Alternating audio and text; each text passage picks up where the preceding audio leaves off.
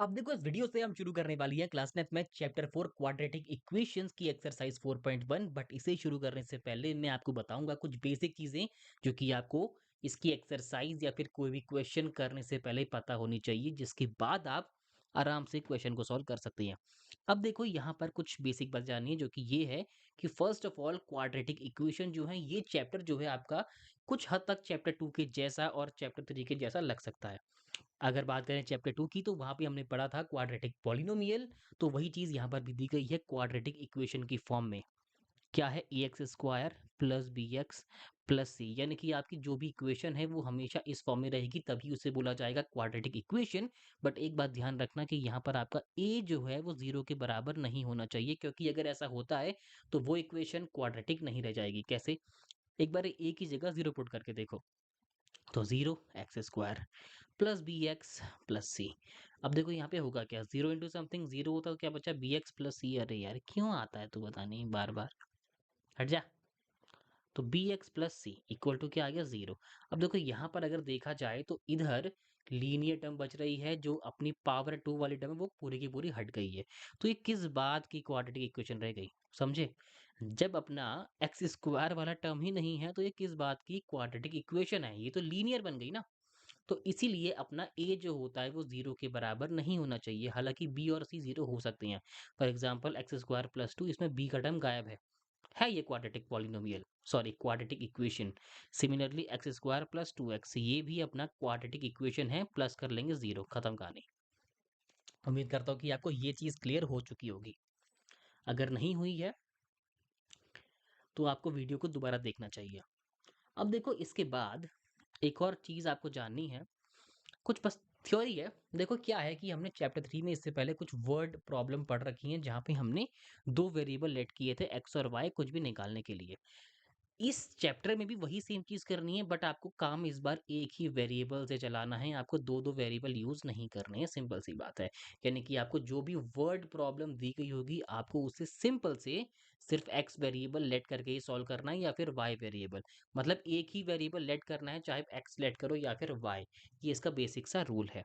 And इसके बाद और चीज़ें आगे आएँगी, जिसको हम एक्सरसाइज के साथ ही कंप्लीट करते रहेंगे। फिलहाल हम शुरू करने वाले हैं एक्सरसाइज 4.1 का पहला क्वेश्चन। अब देखो इस क्वेश्चन को सॉल्व करने से पहले आपको बता दूं कि यहाँ पे हमें बोला क्या गया है।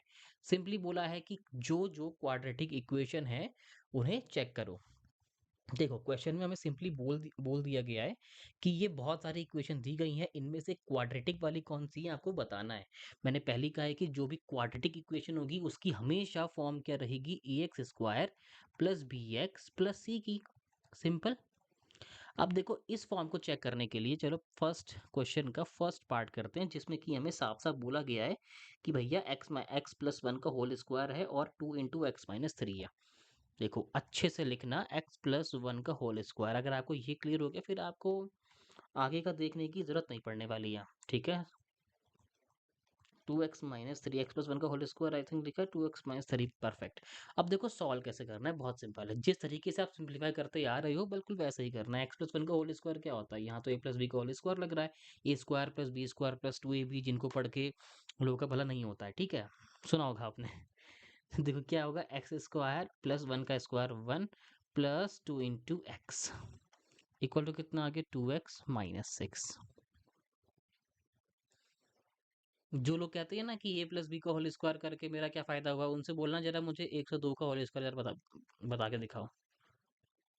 कैलकुलेट करने बैठेंगे, क्या करेंगे वो लोग? 102 इंटू 102 करते बैठेंगे, तब भी ये दिमाग में लगाएंगे 100 प्लस दो का स्क्वायर कर लूँ। 100 का स्क्वायर 10,000 हो गया, दो का स्क्वायर 4 हो गया, दो इंटू 100 200 और दो 400, कितना हो गया? कितना हो गया भाई? 10,404। 10,000, एक तो ये आ गया 100 का स्क्वायर, दो का स्क्वायर 4 आ गया, और 2 इंटू टू 4 इंटू हंड्रेड 400। लो 404 10,000, तो कितना आ गया? 10,404। कितना टाइम लग गया? करते हैं बैठ के इंटू पागलों की तरह। तो ये लोग वही कहते हैं जिन्हें पढ़ा नहीं होता कभी, ठीक है। प्रैक्टिकल एप्लीकेशन इसका ये है। हालांकि और भी चीजें होती हैं, बहुत बेसिक सा जो प्रैक्टिकल है वो यही है। ठीक है? तो अगली बार कोई बोले ना कि ए प्लस बी का होल स्क्वायर में जितने भी काम नहीं है, मैं उसे सब्जी नहीं ले पाया, तो सब्जी लेने के लिए पढ़ रहे थे क्या? गवारों वाली बातें करते हैं ना, यही होता है फिर। कहते हैं यार बाकी देश हमसे आगे क्यों हैं? इसीलिए। तुम पढ़ते ही नहीं हो, तुम्हारा ध्यान ही कहाँ है? इंस्टाग्राम चलाना है बस, हो गया, रील देखनी है। और रील में ऐसी वीडियोज़ आते हैं, पढ़ के क्या होगा, सिस्टम बेकार है, फलाना-ढिकाना, तब भी तमीज़ से पढ़ेंगे नहीं अपना। देखो भाई, यहाँ पे क्या है, X square plus one plus two X equal to कितना है, टू एक्स माइनस सिक्स है। बहुत सिंपल चीज़ है, क्या करेंगे हम, वेरिएबल को एक साइड कर लेंगे, कांस्टेंट को भी उसी साइड कर लेंगे, क्योंकि हम बनाने वाले हैं क्वाड्रेटिक इक्वेशन, ना कि कोई लीनियर इक्वेशन।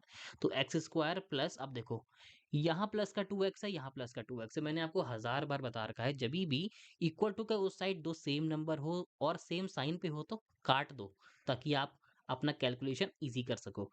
तो प्लस वन आ गया, माइनस से आके प्लस का 6 आ गया, तो इक्वल टू कितना आ गया, 0। तो x square plus 7 which is a quadratic equation, है कि नहीं? तो उम्मीद करता हूँ कि आपको ये चीज़ अच्छे से क्लियर हुई होगी। करना ही क्या है, पहले क्वेश्चन में सारे पार्ट में एग्जैक्टली यही सेम चीज़ करनी है, आपको सिंप्लीफाई करना है और A X square plus B X plus C की फॉर्म बनानी है। अगर ऐसा बनता है तो हाँ भैया, ये आपका क्वाड्रेटिक इक्वेशन कहलाएगा, वरना नहीं होगा। सीधे से बोल देना कि ये अपना क्वाड्रेटिक इक्वेशन नहीं है। देखो क्या बन जाएगा, X square plus zero dot X plus seven equal to zero. Form तो है ना, हमसे बोला गया था कि ए जो कोएफिशिएंट है वो जीरो के बराबर नहीं होना चाहिए, जो कि नहीं है। बी तो हो सकता है, सी तो हो सकता है। क्लियर हुआ? उम्मीद करता हूँ कि आपको इतना तो आ ही गया होगा। अगर नहीं आया तो वीडियो को दोबारा देख लेना अच्छे से, वरना कमेंट कर देना, वहाँ पे आपको अच्छे से एक्सप्लेन करने का ट्राई करूँगा। तब तक के लिए बाय।